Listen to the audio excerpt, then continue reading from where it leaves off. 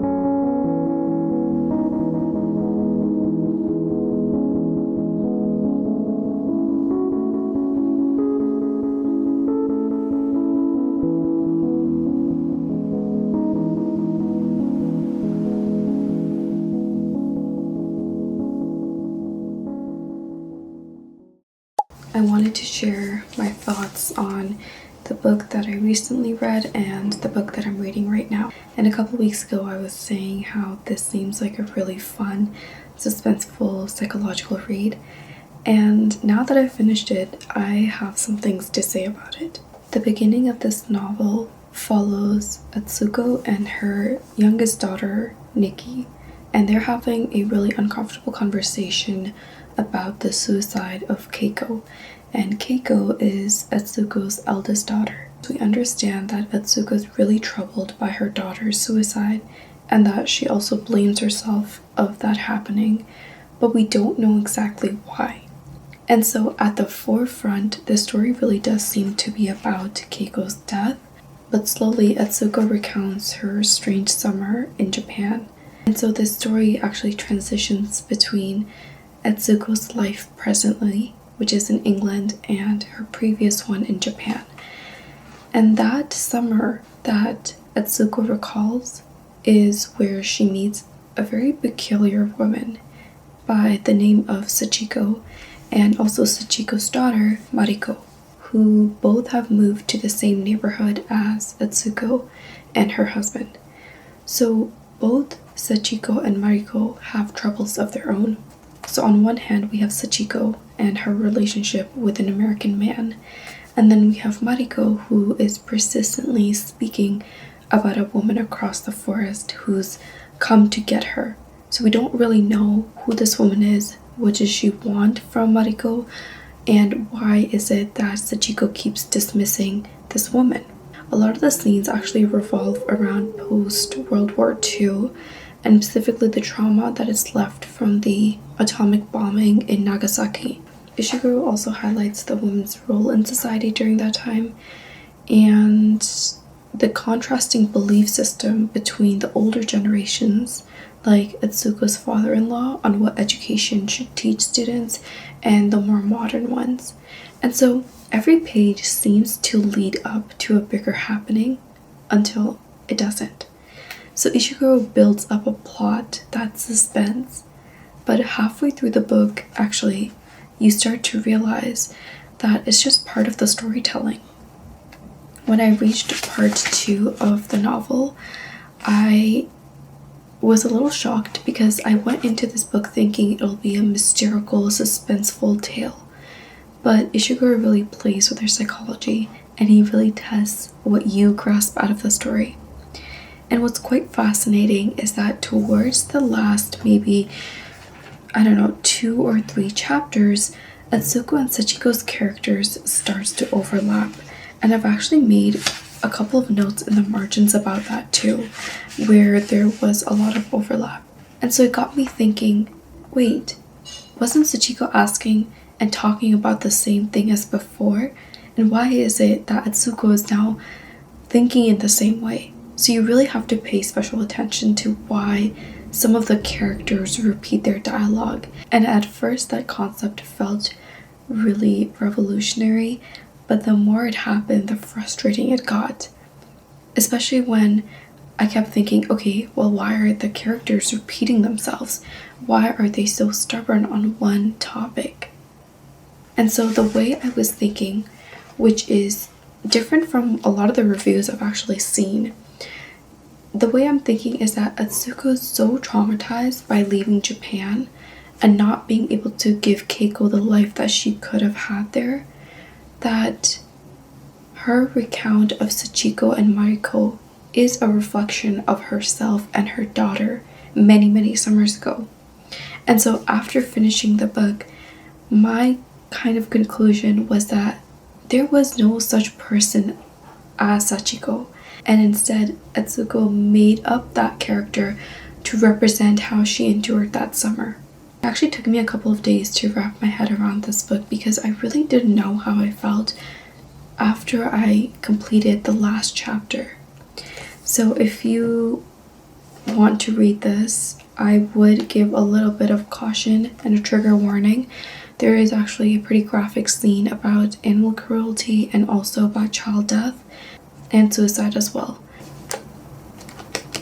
Currently, I'm reading There Are Rivers in the Sky, and I've read the first chapter, and it's been a pretty slow read on my end, and I don't mind that at all.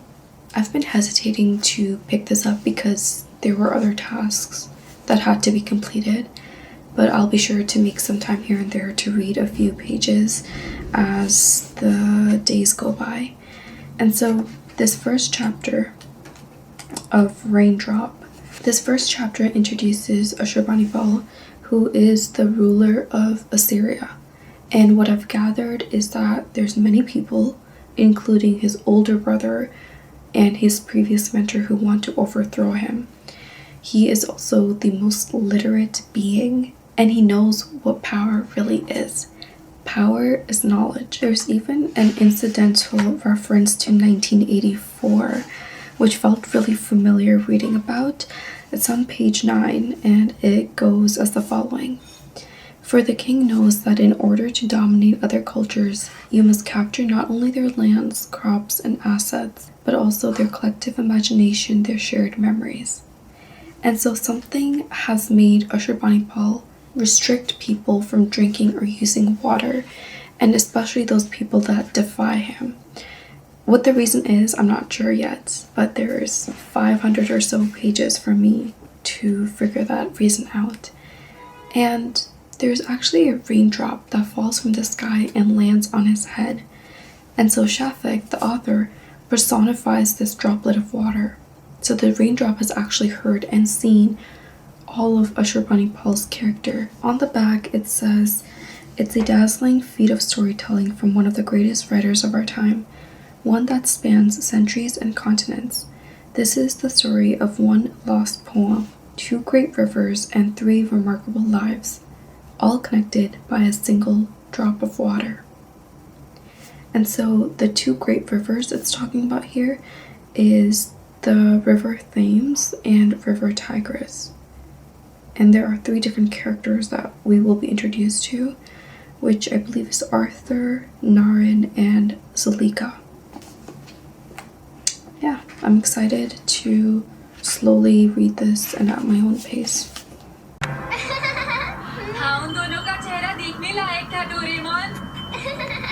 तुम्हें बहुत खुशी हुई होगी।